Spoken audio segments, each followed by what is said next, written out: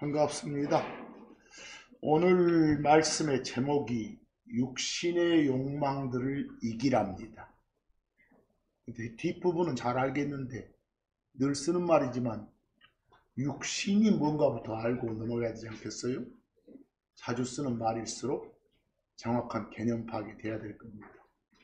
그러기 전에 여러분과 저는 이 엄마 뱃속에서 태어나는 것만으로는 안 되니까 반드시 다시 태어나야 한다.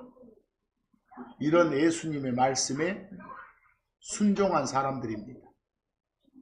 요한복음 3장 7절 예수님 말씀처럼 너희는 반드시 다시 태어나야 하느니라. 이 말씀에 순종한 사람들이 여러분과 저입니다. 그런데 베드로전서 1장 23절에 따르면 다시 태어난다는 게 뭐냐? 어떻게 다시 태어나는 거냐? 맨 끝에 보니까 하나님의 말씀에 의해서 하나님의 말씀을 통해서 다시 태어나는 거다라고 되어 있습니다. 매우 몸으로 체감되지 않는 추상적인 말씀입니다. 구체적으로 어떤 말씀을 통해서 다시 태어나느냐? 어떻게 다시 태어나느냐? 사도행전 16장 31절에 따르면 주 예수 그리스도를 믿어서, 다시 말해서 예수가 주 하나님이시다. 그리고 예수는 내 죄 문제를 처리하러 오신 하늘의 하나님이 사람 되신 분이시다. 그리고 그 예수가 바로 내 대신에 나를 위하여 내 죄 문제를 처리하시어 죄로부터 나를 건져내 주시는, 구원해 주시는 그리스도의 임무를 띠고 사람이 되신 구원자 하나님이시다는 사실을 인정하고 내 마음에 심어야 된다는 거예요. 그래야 그걸 가리켜 다시 태어나는 것이다 이렇게 말하는 거예요. 그러니까 여러분, 다시 태어났다, 난 혼의 구원을 받았다, 이런 말 할 때 정확한 의미가 뭐예요? 이 사람의 3요소인 영혼, 몸 중에 영이 하나님의 말씀을 통해 다시 태어났다 이렇게 말하고, 혼은 죄의 형벌의 결과로 있게 될 지옥으로부터 건짐받았다, 구출받았다 이런 말이고, 몸은 들림받을 때 변화되기로, 구속되기로 보증받았다 이런 뜻이에요. 근데 다시 태어났습니다 이런 말 대신에 혼의 구원을 받았습니다, 영원한 생명을 선물로 받았습니다, 또는 저 성경적으로 7년 환란 전에 휴거 때 몸의 부활을 약속받았습니다, 이런 등등의 표현을 써도 마찬가지예요. 결과적으로 여러분과 저는 주 예수 그리스도를 받아들여서 마음에 심은 뒤에 완전히 전에 없던 새로운 창조물이 되었다, 새로운 아기가 되었다 이렇게 말을 해요. 그래서 고린도후서 5장 17절처럼 만일 어떤 사람이 그리스도 안에 있으면, 누군가가 그리스도라는 옷을 입었다고 말하면 그 사람은 뭐라고요? 새로운 창조물이라 그랬어요. New creature라 그랬어요. 새로운 창조, 전에 없던 것. 근데 우리는 다시 태어나서 또 십자가에서 흘리신 주 예수님의 피로 우리의 죄들을 씻음 받아서 지옥 대신 낙원 생활할 수 있는 큰 복의 소망을 갖고서 지금 살고 있는 그런 사람들입니다. 여러분, 반드시 다시 태어나야 된다는 이 예수님의 말씀, 그 요한복음 3장 7절도 나오지만 5절에 가서도 나오죠. 그 제가 별표로 번역에 내놓고요. 어느 밤에 예수님을 찾아온 니고데모란 사람에게 예수님께서는 이 다시 태어남에 대해서 말씀해 주셨어요. 그 말씀의 내용인 즉슨 엄마 뱃속에서 태어나는 것만으로는 안 된다. 그러니까 다른 태어남이 있어야 된다, 이 말씀이에요. 다시 말해 두 번째 출생이 있어야 된다, 이 말이에요. 그래야 하나님 왕국의 하나님 나라의 백성이 될 수 있다. 이런 말씀을 해주세요. 그 요한복음 3장 5절, 예수님께서 니고데모란 사람을 향해 답을 하셨어요. 진실로 진실로 내가 네게 말하노니 사람은 누구나 다 그 말이에요. 물에서 그리고 성령님에게서 태어나지 아니하면, 그 순서 보세요. 1차 태어남은 물에서예요. 엄마 양수가 터져갖고 태어나는 거. 그 물. 그리고 2차 태어남은 성령님에게서, 하나님에게서 태어나지 아니하면 그는 하나님의 왕국에 들어갈 수 없느니라. 벌써 하나님이신 예수님께서 두 가지 출생이 있다는 거예요. 하나는 인간이면 누구나 다 겪는 육체적 출생. 엄마 양수가 터져가지고 나오는 그런 출생. 근데 그것만으로는 하나님의 왕국의 백성이 될 수 없다는 거예요. 하나님 나라 백성이 될 수 없다는 거예요. 근데 많은 사람들이 이 구절, 이 요한복음 3장 5절의 독해를 잘하지 못하는 경향이 있어요. 거기 비교라고 된 데를 보면 개역성경의 요한복음 3장 5절 번역이 어떻게 되어 있냐면, 사람이 물과 성령으로 나지 아니하면, 물과 성령, 뭐 하나의 개념처럼 보여요. 그걸로 태어나지 아니하면 하나님 나라에 들어갈 수 없다 그랬어요. 여러분이 보시는 킹제임스 성경은 어쩌더라도 다 누구나 겪는 첫 번째 출생, 물에서 태어나는 출생을 가졌더라도 그 다음에 성경이 요구하는 그 출생이 이루어지지 않으면 못 간다, 이 소리예요. 아시겠어요? 이걸 그냥 이상하게 물에서 그리고 성령님에게서 이렇게 둘로 나눠줘야 되는데, 물과 성령에서 이러니까 오묘한 것이 되는 거예요. 목사마다 설명이 다르게 되는 거예요. 지 생각대로. 자, 그럼 두 가지 태어남, 두 가지 출생. 물에서 태어나는 건 뭐라고요? 육체적 출생. 다시 말해 엄마 양수가 터져서 태어나는 것 말이에요. 물에서 태어난다는 것은 말씀으로 태어난다는 건 말하지 않아.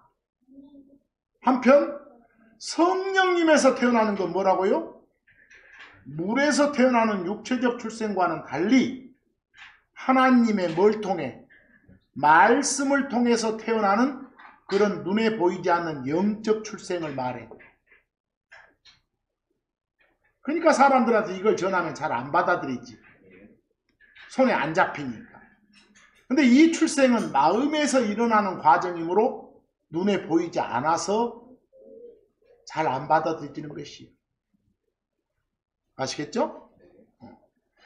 거기에 참고로 보면 우리가 육체적 출생을 말할 때, 즉 물에서 태어나는 그 출생을 말할 때 성경적 표현이 다양해.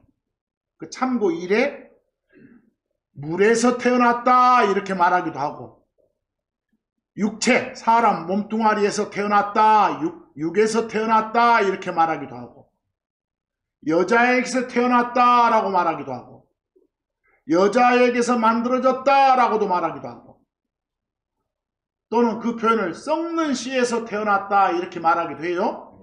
뭐 이런 말 나오면 뭘 말한다? 육체적 출생을 말한다. 그에 반해서 2번처럼 성령님에서 태어났다. 하나님에게서 태어났다. 다시 태어났다. 또는 구원을 받았다. 또는 영원한 생명을 갖게 됐다. 너는 썩지 않는 씨에서 태어났다. 하나님의 말씀으로 태어났다. 진리의 말씀을 통해 내가 나아짐을 당했다. 이러고 나오면 두 번째 출생을 말해. 아시겠죠? 글이 표현된 걸 잘 알아야 돼. 여러분이 지금 저 보고 있잖아요. 여러분이 쳐다보고 있는 이 사람은 둘로 돼 있어. 둘로. 엄마 뱃속에서 태어난 나하고, 여러분 눈으로는 잘 안 보이지만 말씀으로 태어난 나하고 둘이에요. 그게 둘로 돼 있어. 근데 엄마 뱃속에서 태어난 나는 여러분이 보실 수 있지만 말씀으로 태어난 나는 이 순간 여러분이 볼 수 없어. 그래서 성경은 말하죠. 엄마 뱃속에서 태어난 나, 그 나를 가리켜 옛날부터 있었잖아요. 오래전부터 있었잖아요. 그래서 옛날부터 있었던, 오래전부터 있었던 나락에서 옛날부터 있었던 나, 오래된 나, 거기 제가 표로 만들어 놨어. 영어로 old I, 이렇게. 성경에는 안 나오지만 옛날부터 있었던 나를, 그리고 그런 나를 옛날부터 있었던 사람이다, 옛사람이다, 오래된 사람이라고 해서 영어로 old man, 그렇게 돼요.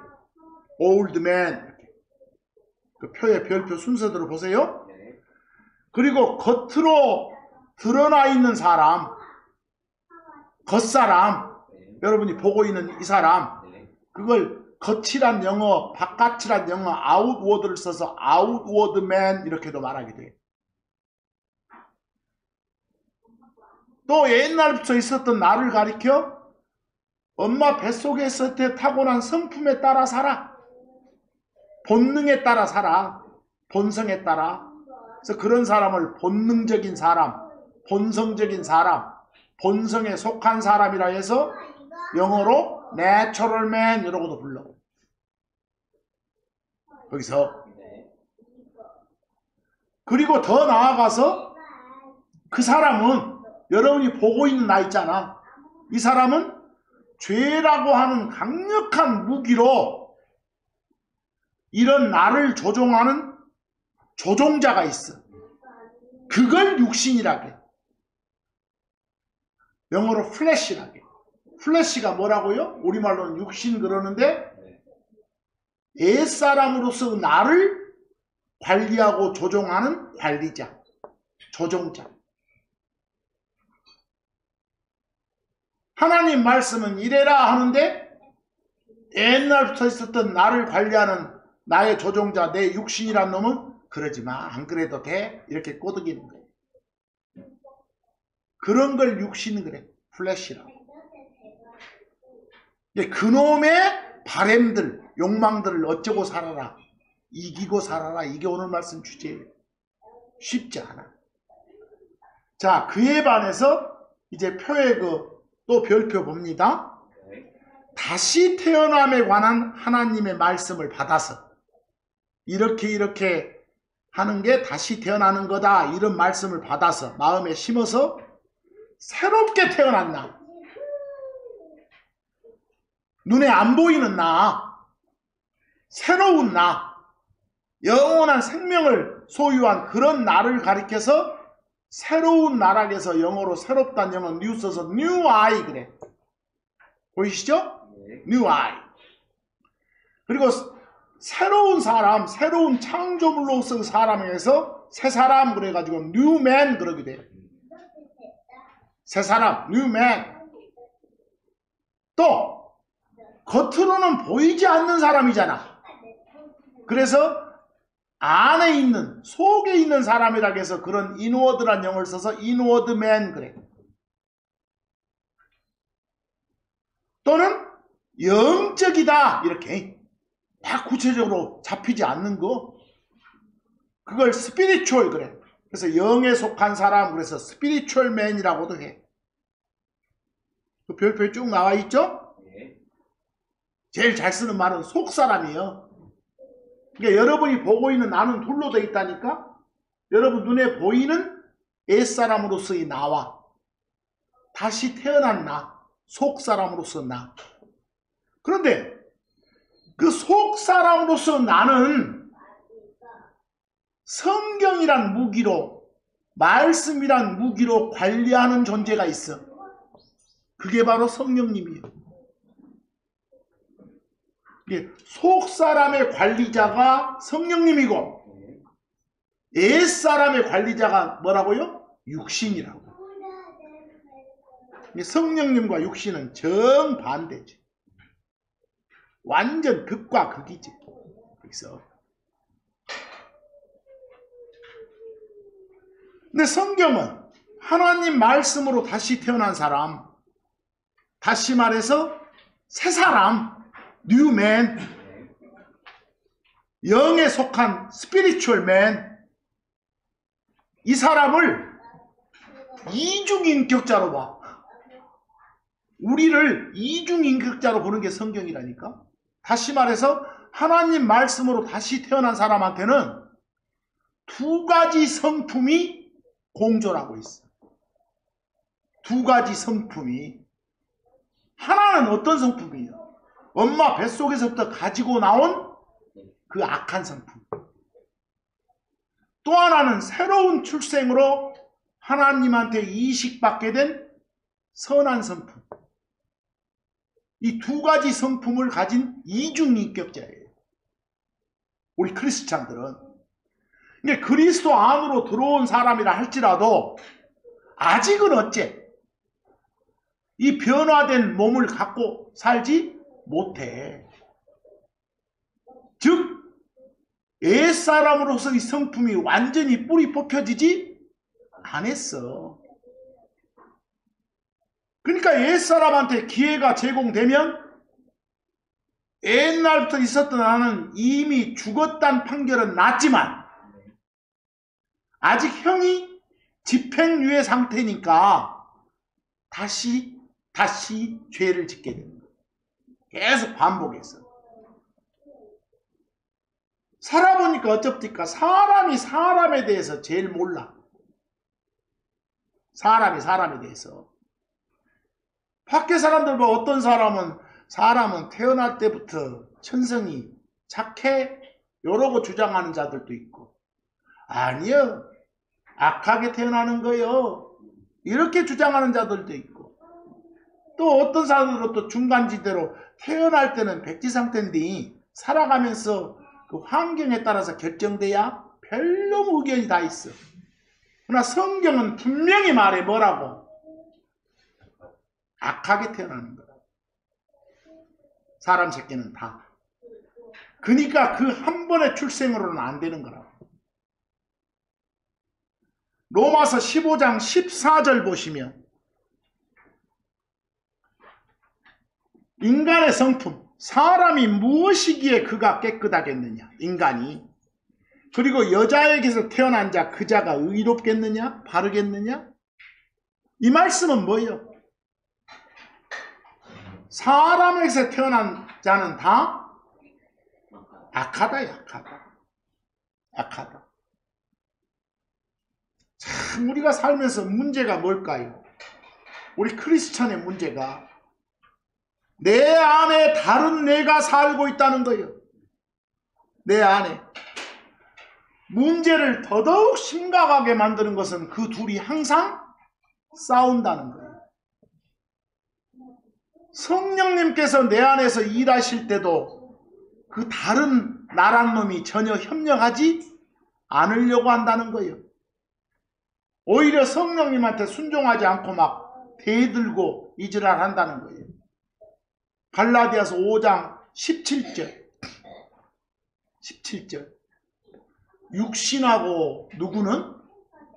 성령님은 서로 대적하기를. 육신은 성령님을, 성령님은 육신 대적하기를 바라는 거예요. 육신의 그 옛사람의 관리자인 육신의 뜻은 성령님 대적, 성령님은 그 육신 대적. 이게 둘이 달라. 그리고 이 둘이 서로에게 반대이니라. 그러므로 너희는 너희가 원하는 것들을 행할 수 없느니라. 내가 분명히 하나님 말씀대로 하고 싶은데 갑자기 육신이란 놈이 꼬시어. 야. 안 그래도 봐줘 하나님이. 이런 식으로. 그래서 원하는 바를 하나님 뜻대로 가는 길을 꺾어본다. 그게 현실이에요. 또 육신을 따라 사는 사람과 성령님을 따라 사는 사람들의 마음 두는 게 달라. 로마서 8장 5절 보실래요? 이는 육신을 따르는 자들은 육신의 일들에 하지만 성령님을 따르는 자들은 성령님의 일들에 마음을 두기 때문이라 그랬어. 마음 두는 게 다르죠? 마음 두는 게 달라. 그리고 아예 다시 태어남이 없는 사람 생각해 봐봐. 뭐 원래부터 엄마 벌써에서 태어난 육체적 출생만을 갖고 있는 세상 사람들 생각해 봐. 이 사람들은 뭐 갈등이고 나발이고 없어. 거기서 그냥 그대로 살면 되니까. 지 뜻대로 살면 되니까. 또 그 사람들은, 다시 태어남이 없는 사람들은 성경 읽어도 몰라. 들어도 몰라. 하나님이 뭔가 찔림을 줘서 확 바꾸지 않는 이상 몰라. 그래서 그런 자들이 왜 성경을 이해할 수 없는 건지 우리가 말 전할 때 힘들잖아요. 그래서 또 왜 그런 사람들이 하나님을 급두게 할 수 없는지 성경은 다 설명해 줘. 아까도 말했지만 우리는 모태에서 나올 때 새 사람의 선한 성품을 갖고 있지 않았다니까요. 그 성품은 예수 그리스도를 믿어서 다시 태어날 때 값없이 선물로 우리한테 주어진 것이었다.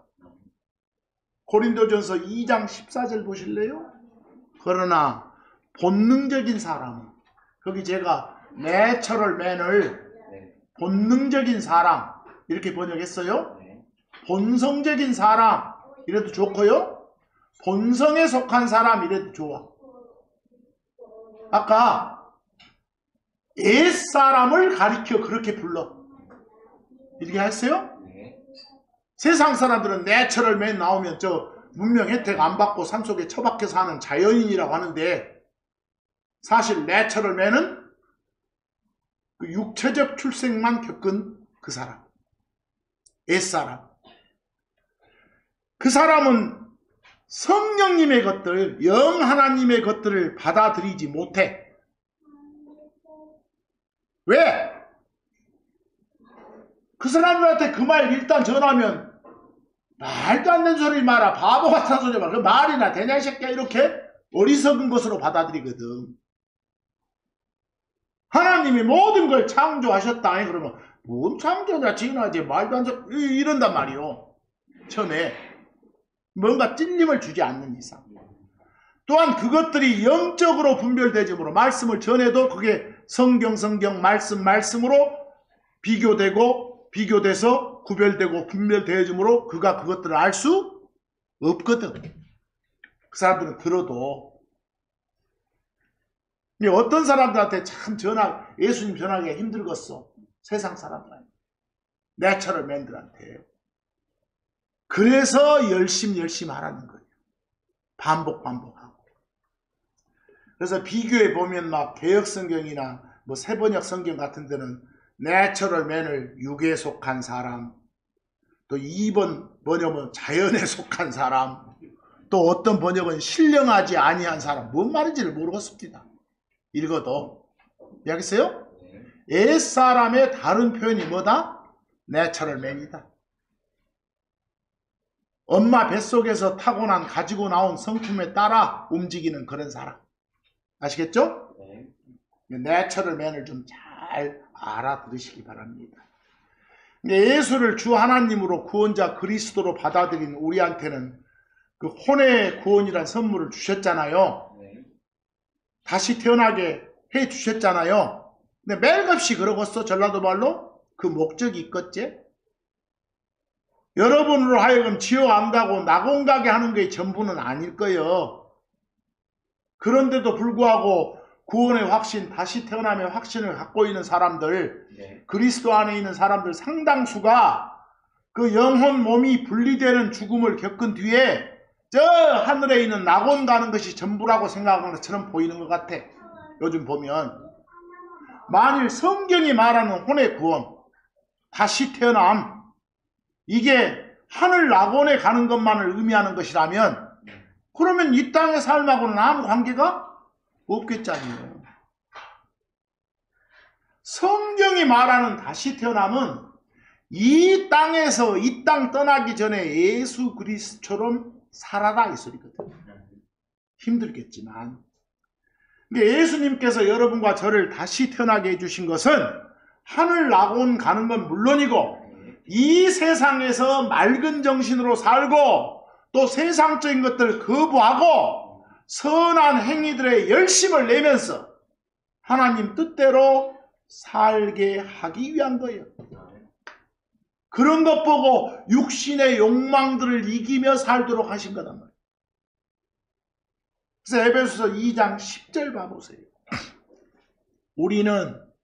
우리가 그것들 안에서 걷도록 하나님께서 미리 정하신 선한 행위들을 위해, 그것들은 선한 행위들이요, 그것들을 위해 그리스도 예수님 안에서 창조된 그분의 작품이라고 하네.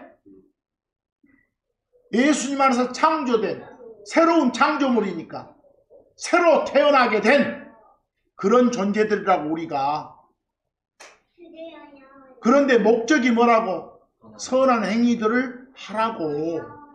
가만히 있다가 누워있다 와라 이 말이 아니라 그러라고. 누차 설명하지만 새로 태어나기 전에, 새 사람 되기 전에, 혼의 구원 받기 전에, 지옥불 면제 받기 전에, 죄들을 용서받기 전부터 존재해왔던 나를 뭐라 한다고요? 옛사람, 올드맨 그런다니까. 그 나를 조종하는 관리자를 뭐라 한다고요? 조종사를? 육신 그런다니까. 플래시라고. 플래시 아시겠어요? 플래시도 뜻이 여러 가지요. 그 중에 하나가 이거란 소리요. 그냥 세상 사전적으로는 육신하면 육체하고 똑같은 말이에요. 몸뚱아리하고. 그러나 성경이 말하는 그냥 몸뚱아리 그 자체는 육체, 몸 이렇게 해주시고, 육신이란 표현을 쓸 때는 이 표현으로 아시라고. 옛사람의 조종자다, 관리자다, 이 정도. 아시겠죠? 근데 이 육신이란 놈이 내 이 썩을 몸, 성경은 막 죄의 몸, 사망의 몸 그래요? 이 몸 안에서 죄라는 무기로 나를 조종하고 가지고 놀아. 육신이 이 썩을 몸을 본거지로 삼아서 죄를 무기 삼아가지고 왕성하게 활동을 해. 지금 이 순간에도 호시탐탐 나를 이용할 기회를 노리고 있어. 누가? 육신이. 그래서 그런데 어째요? 새로 태어난 나, 새 사람, 뉴맨. 그런 나는 내 안에 누가 계셔? 성령님이 계셔. 이런 게 딱 마음으로 와 닿아야 돼. 그러기 전까지가 힘들지만 그 성령님이 새 사람으로서의 나를 지켜주시는 나의 선한 주인님이셔. 그런데 내 안에 계시는 그 성령님은, 여러분 안에 계시는 그 성령님은 여러분의 자율의지를 존중해 주시오. 거기서. 그리고 여러분을 의를 도구 삼아서, 선을 도구 삼아서 조종하셔. 문제는 어쩌냐? 옛사람으로서의 나의 조종사인 무엇이? 육신이 시도 때도 없이 그 성령님한테 대든다는 거예요. 거부하고. 이게 새로 태어난 나, 새 사람이라고 불리는 나지만 현실은 엄마 뱃속에서 태어난 나, 옛사람으로서 나랑 공존하고 있다니까. 언제까지는? 새 몸 받기 전까지는. 아니면 새 몸 받기 전에 그냥 이 땅 떠나기 전까지는. 거기서. 근데 그 옛사람으로서 나는 예수를 주요 그리스도로 받아들이는 그 순간 사형 선고를 받았다니까요. 예수님과 함께 십자가에 못 박혔느니라 이 말 나오죠? 옛사람으로서 나는 사형 선고 판결 확정을 받았어. 사망 확인서가 발급됐어. 그런데 아직 그 사형이 집행이 안 되고 있다는 거예요. 그래서 문제라는 거예요. 그래서 크리스천의 삶이 어찌 보면 힘든 거예요. 근데 갈보리의 십자가를 통해서 주 하나님이신 예수님의 몸이 찢기시고 피를 흘리심으로 믿는 모든 자들의 옛사람 역시 그때 받아들인 순간 함께 어쨌다고요? 처형됐다니까. 이런 말씀이 느껴지지 않고 이해되지 않으시더라도 엄연한 사실이에요. 그게 진리예요, 진리. 그래서 로마서 6장 6절 한번 봐보실래요? 뭐라고 하시는가? 이것이 뭐냐? 우리의 옛사람이 그분과 함께 어째요? 십자가에 못 박혔음을 알고 있도다. 이걸 모르면 신자가 아니에요. 예수님 받아들인 그 순간 옛사람으로서 나는 죽었다니까. 근데 분명히 죽은 난데 왜 아직 새몸 처리가 안 돼서 설치고 있는 거예요. 알겠죠? 여러분 간혹 가다가 구원 받으면 절대 죄를 짓고 싶어도 못 지어 이 말 나오면 구원 받은 그 사람 뭐 옛사람으로서의 그 사람이 아니라 뭐 새사람 속사람으로서의 그 사람이 이런 소리인 거예요. 그 말을 오해해가지고 사람이 둘로 존재한다는 걸 모르고 무조건 구원 받아갖고 죄 지으면 너 구원 못 받았구만 일을 하면 되겠어? 그래서 그 로마서 6장 6절 근데 십자가에 못 박혔음을 아노라. 이것은 죄의 몸이 멸해져 이제부터는 우리가 죄를 섬기지 않도록 하기 위함이다. 이렇게 의지를 가지고 사는 것이 뭘 이기고 사는 거예요? 육신의 욕망들을 이기고 사는 거예요. 그래요? 말이 쉽지? 쉽겠어? 골로새서 2장 20절 봅시오. 그러므로 너희가 세상의 원리들로부터 그리스도와 함께 죽어 있거늘. 분명히 성경은 아까 뭐라 했어요? 예수님 받아들인 그 순간 옛사람은 어쨌다? 죽었다. 옛사람이 죽었으면 옛사람의 관리자인 육신이 할 일이 없잖아. 아무것도 못하겠잖아. 근데 그랬거늘 어찌하여 너희는 세상에 살고 있는 것처럼 규례들에 복종하느냐. 마치 전혀 새 사람이 안 된 것처럼 똑같이 그따위로 행동하고 자빠졌느냐 소리예요. 알겠어요? 우리 현실인 것 같다. 로마서 6장 11, 12절 이와 같이 너희도 그러니까 어쩌라고 너희 자신들을 죄에 대하여는 참으로 죽어있지만 옛사람이 죽었다고 생각하란 말이요. 하나님께 대하여는 예수 그리스도 우리 주를 통해 어쨌다고? 살아있다고 여기라. 이렇게 간주하고 살아야 된다 이 소리예요. 명령이에요. 명령. 그러므로 너희의 죽을 몸 안에서 죄가 군림해가지고 너희가 그것의 죄의 욕망들 안에서 그것의 죄한테 순종하지 못하게 하라고. 뭐가 필요해요? 우리의 의지가 필요하죠? 성경은 철저하게 하나님이 인간의 자율의지를 존중해 주십니다. 그냥 거부할 수 없이 너는 지금부터 내 새끼 되라 이런 거 아니야. 지가 받아들여야 새끼로 삼아주는 거지. 여러분 막 그 두더지 게임기 게임 해보셨죠? 그걸 그 두더지, 막 튀어나오는 두더지를 육신이라고 생각해봐. 막 때려도 튀어나오고 때려도 튀어나오고 하잖아. 그래서 그놈 다 될 때까지는 숨 끊어지기 전까지는 미칠 일이죠. 그런 인생 같아 우리가. 그런 인생 같아. 그러니까 우리의 애기들이 그 태어나는 것도 중요하지만 그보다 훨씬 더 중요한 건 뭐요? 얼마나 잘 크느냐, 제대로 크느냐 이거거든. 맨날 태어나는 것만 주 관심사로 여기는 것은 불균형의 극치일 뿐이에요. 근데 우리 성도들이 다시 태어나는 것은, 새로 태어나는 것은 시작이지 끝이 아니에요. 태어났으면 자라야 되잖아. 과정 있고 끝이 있겠잖아. 그런 거예요. 근데 다시 태어나는 거 그걸로 끝이라고 여기면 안 된다고. 근데 우리 몸이 어째 변화된 게 아니라 변화 받기로 보증받은 거예요. 근데 이 보증을 누가 했어요? 하나님이 해주신 거예요. 그러니까 팩트 그 자체지 뭐.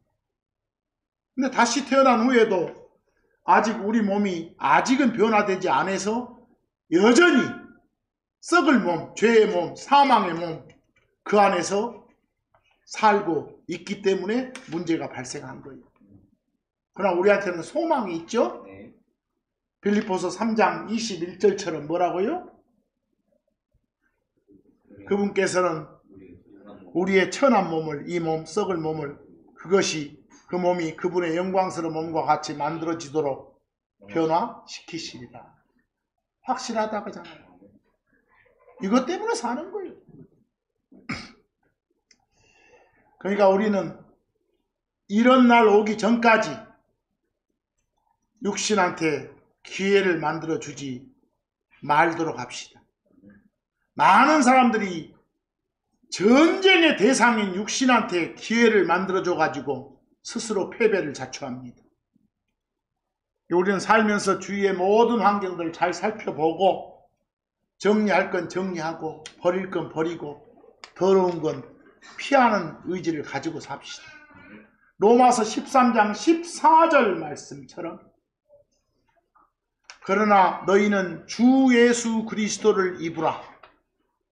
일단은 예수라는 옷을 입어야 돼. 옷을 입었다고 말은 그 옷 안으로 들어갔단 말이죠. 먼저 그리스도 안으로 들어가야 돼. 그리스도를 주 하나님으로 구원자 그리스도로 받아들여야 돼. 크리스천 돼야 돼. 그리고 나서 뭐한테? 아직은 처리받지 못한 그 육신한테 그것에 육신의 욕망들을 이루도록 기회를 만들지 말아야 돼. 대단한 적극적인 의지가 필요하다는 소리죠.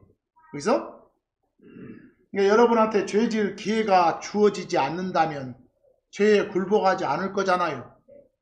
기회가 안 주어진다면 다 기회가 주어지니까 뻘짓들을 하는 거예요. 거기에 그냥 참고하시라고 그 저 구약 인물 중에 다윗도 있고 요셉도 있잖아요. 그 경우를 하나 적어봤어. 이 다윗이란 사람, 요셉이란 사람 둘 다 하나님 칭찬받은 사람들이요. 그러고 살고 산 사람들이요. 좋은 사람들이랑 한 사람들이요. 근데 사실 봐봐. 우리하고 똑같은 놈들이에요. 둘 다 육신의 욕망들에 속한 음행죄, 제일 범하기 쉬운 죄, 그런 죄를 범할 가능성 있는 순간을 둘이 맞이했다니까. 근데 이 두 사람의 경우 보면 대처하는 방법이 너무 달라. 그 참고해 보면 다윗은 어쩌냐? 죄를 범하는 데 있어서 하나님을 두려워하지 않았어. 그리고 자기 육신한테 기회를 만들지 말라는 하나님의 말씀을 망각한 채 적극적으로 이용한 거야. 다윗은. 이 다윗 전쟁에서는 패배를 모르는 백전백승의 장수였어.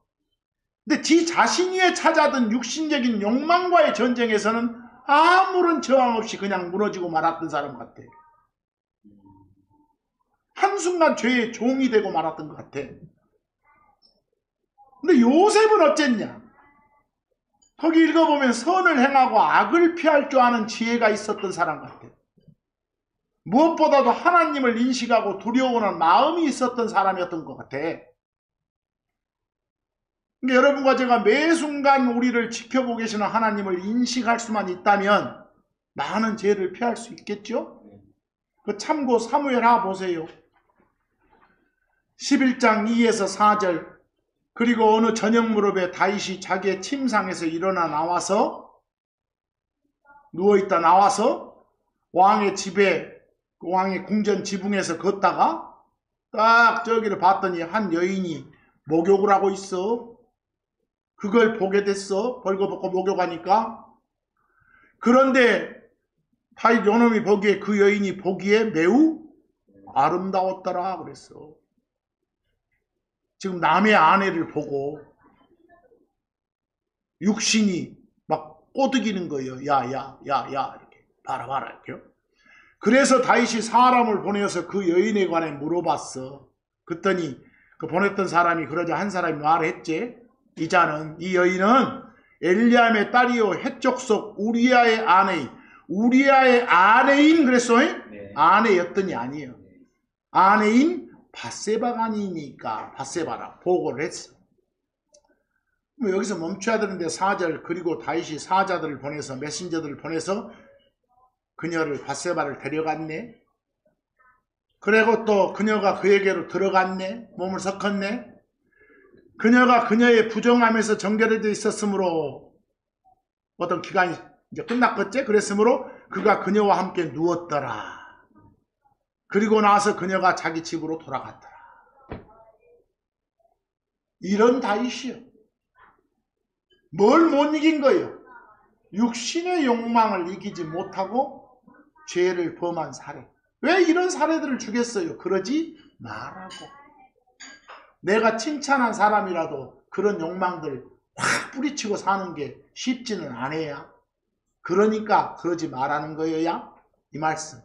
반면에 창세기 39장 7에서 12절 요셉은 저 이집트 그 파라오의 부하 보디발이라는 장군의 집사로 들어가서 일했던 사람이죠. 근데 그 보디발 아내가 너무 막 꼬드겨가지고 몸살을 앓았던 사람이요. 그래도 그걸 뿌리쳤어요.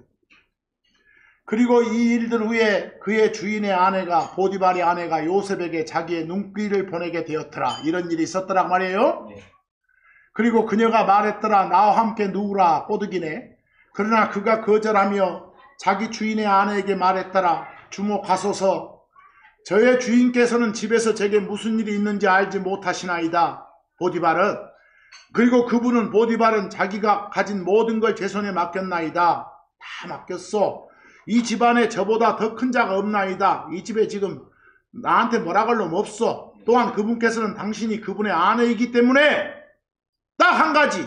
당신 외에는 그 어떤 것도 내게 금하지 아니하였나이다.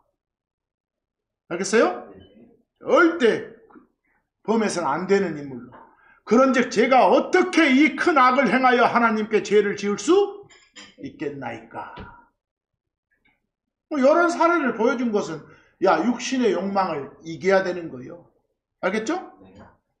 그런 사례를 보여준 것이요. 그러니까 죄악이 유혹의 손길을 내밀었을 때 요셉은 잽싸게 피했단 말이에요. 다윗하고 얼마나 대조적입니까? 근데 우리는 살면서 육신이 약해? 마음은 그렇지 않은데 몸이 따로 놀아? 이미 죽은 옛사람이 한 일이야?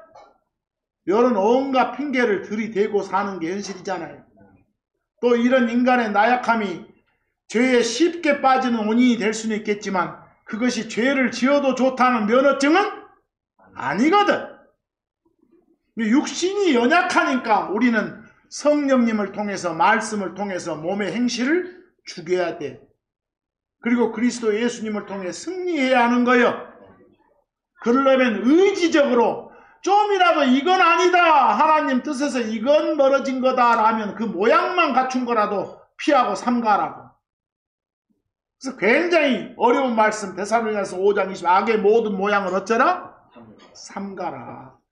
의지적으로 피하지 않으면 안 되는 거예요. 시편 119편 9절 말씀처럼 청년이 무엇으로 자기의 길을 깨끗하게 하리이까? 우리가 살면서 자기 길을 깨끗하게 하려면 당신의 말씀에 따라, 주 하나님의 말씀에 따라 그것의 주의를 기울임으로써이니이다 그랬어요. 말씀 듣고 말씀에 주의를 기울이지 않고서는 깨끗하게 살 수 있다 없다? 없다는 거예요. 육신의 욕망도 이길 수 없다는 거예요. 우리가 살다 보면 죄들 중에서 싸워서 이겨야 할 것도 있고 피할 것도 있잖아요. 아예 기회를 제공하지 않음으로써 싸울 필요가 없는 죄들이 많아. 어느 누구도 육신한테 기회를 만들어줘가지고 승리할 수 있는 사람은 없어요. 의지적으로 피하지. 성령님 안에서 걸어라 이 말은 뭔 소리요? 말씀대로 살아라. 이게 속사람이 어른 크리스천이 될 수 있는 가장 확실한 방법이에요. 많은 것들을 여러분 의지를 발동해 죽이고 버려야 돼. 육신과 성령님은 결코 함께 할 수 없으니까 둘 중 하나는 포기해야 되겠지. 하나님 자식이 육신을 포기하지 성령님 포기하면 쓰겠어? 포기해도 우리가 포기한다고 포기돼 그것이? 그러니까 갈라디아서 5장 16절처럼 또만 보면 되겠네요. 그러므로 내가 이것을 말하노니 어쩌라? 성령님 안에서 걸어라. 성령님 안에서 걸어라. 그 말은 뭔 말이요? 하나님 말씀대로 살아라 이 소리요. 그리하면 너희가 육신의 욕망을 이루지 아니하리라. 육신의 욕망을 이기고 사는 법 알겠어? 매우 추상적인 말씀으로 와닿아 쓸 수 있어. 그러니까 이걸 적극적으로 의지적으로 받아들이셔야 돼. 로마서 6장 13절처럼 또한 너희는 너희의 지체들을 불의의 도구들로서 죄에게 내주지 말라. 명령이죠? 의지 발동하라 소리죠? 오히려 너희 자신들을 죽은 자들로부터 살아있는 자들로서 하나님께, 그리고 너희의 지체들을 의의 도구들로서 하나님께 어쩌라? 내어 드리라. 그 내어 드리라 할 때 영어가 yield죠? 여러분들 저 교통 표지판에 보면 yield는 차선 양보하라는 표지판이에요. 그러니까 네가 그냥 나 혼자 달릴 수 있어 라고 1차선 잡고 쳐 달리지 말고 하나님한테 내어드려. 그럼 너는 뒤에 쩔쩔쩔 따라가면 돼. 이런 식이에요. 이 말이었죠. 로마서 8장 13절 이는 너희가 육신을 따라 살면 너희가 죽지만 너희가 뭘 통해? 성령님을 통해 몸의 행실들을 죽이면 너희가 살기 때문이라 그랬어. 승리는 그리스도 예수님 안에 있고 그리스도 예수님을 통해서만 내게 주어지는 거예요. 그렇다면 우리들 입장에서 할 수 있는 일은 뭐겠어? 바로 각각의 의지로 내 주도권을 누구한테? 성령님께 이일드하는 거예요. 자신을 전적으로 하나님께 내어드리지 않을 때 크리스천들은 하나님과 반복적인 갈등과 다툼만 있을 뿐이니까. 그렇다면 그리스도 안에 있는 사람으로서 우리가 자발적으로 의지적으로 내 속사람을 어찌해야 되겠어? 먹여야 되지. 하나님 말씀이 뭔지도 모르면 안 되지. 갓 태어난 아기로 머물러서는 안 되겠지요. 다시 태어난 이후로 순수한 말씀이란 젖을 꾸준히 먹고 성장을 해야 되겠죠. 말씀은 우리가 먹고 마실 양식이니까 꾸준히 말씀을 먹는다면 강건해질 거예요. 근데 먹고 나면 그 다음 어찌해야 돼? 활동을 해야 돼. 운동을 해야 되지. 성경도 마찬가지요. 말씀을 먹고 마시고 사용해야 돼. 그래야 더더욱 강건해져. 먹고 마시고 쳐놀기만 한다면 비만이에요. 비만. 그것이 성장이 되지 않아. 비만은 성장도 성숙도 아니잖아요. 비만은 오히려 각종 질병의 원인이고 정상적인 성장을 가로막잖아요. 그러니까 내가 말씀대로 행하지 않으면서 남에게 본을 보이지 않으면서 막 말만 성경에 나왔다 하는 말만 앞세우면 안 된다는 소리예요. 마찬가지로 그리스도인들도 그렇죠. 성경 읽기만 하고 말씀 사용하지 않고 활용하지 않는다면 신앙적 비만에 걸려가지고 점점 움직임이 둔화되고 결국은 여러 가지 부작용에 시달리게 될 거예요.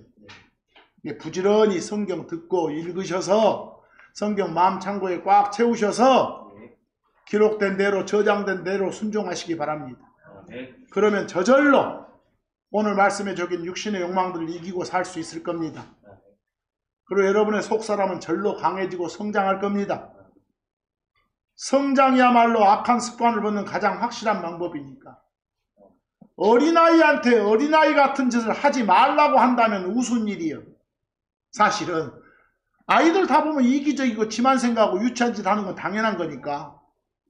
근데 이 아이 때려서 어느 정도 어리석은 짓 못하게 막을 수는 있죠. 그러나 가장 빠른 방법은 뭐겠어? 커갖고 시간 걸리지만 커서 성장하는 거예요. 크면 저절로 해결될 거. 그때까지 애기들도 기다려주는 수밖에 없어요. 우리도 하나님이 그러고 계신지 몰라. 클 때까지 기다리고 있는지. 그래서 베드로전서 2장 2절을 말씀으로 끝을 맺겠습니다. 새로 태어난 아기들로서 구원받은 여러분과 저를 얘기라고 하지 않아? 너희가 그것으로 성장하도록, 그것은 뒤에 나온 말씀이요, 젖으로 밀크로 비유된 말씀, 그 말씀으로 성장하도록 순수한 말씀의 젖을 어째라? 사모하라. 명심해야 됩니다. 오늘날 그리스도 안에 들어온 사람들 중에 여전히 신앙적으로 기저귀 찬 어른들이 많습니다. 기저귀 찬 어른들이 아예 성장 포기해버린 채 기저귀 찬 어른들이 득실거리고 성장에 필요한 사실도 모르고 있는 현실 같습니다. 그래서 성경은 반복적으로 성장을 명령하고 있습니다. 자관 말씀이란 양식으로 성장하는 것만이 모든 문제의 해결책이고 승리의 길잡이입니다. 어린애기들 쉽게 속죠. 왜요? 어리니까. 왜 흔들려요? 욕할 거 없어. 왜? 어리니까. 왜 어린애들 말도 안 듣지 막 어리석게 바보 같은 말해요? 어리니까요. 그래서 어른이 어린아이처럼 생각하고 말하는 것이, 어른이 애처럼 생각하고 말하면 얼마나 그거 더 세가요. 그건요.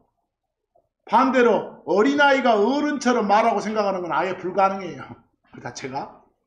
바로 육신적인 욕망들을 이기고 살려면 뭐밖에 없다? 말씀을 통해 성장하는 길밖에 없다. 다시 태어난, 혼의 구원받은, 두 번째 출생까지 겪은, 새몸 보장 받은 여러분과 저한테 이 세상은 훈련소입니다. 훈련소. 이 훈련소 생활을 잘 마치셔야 하나님께 가서 칭찬받는 여러분이 됩니다. 그날까지 하나님 기쁘게 하는 삶을 살도록 애씁시다. 오늘 말씀 여기서 마칩니다.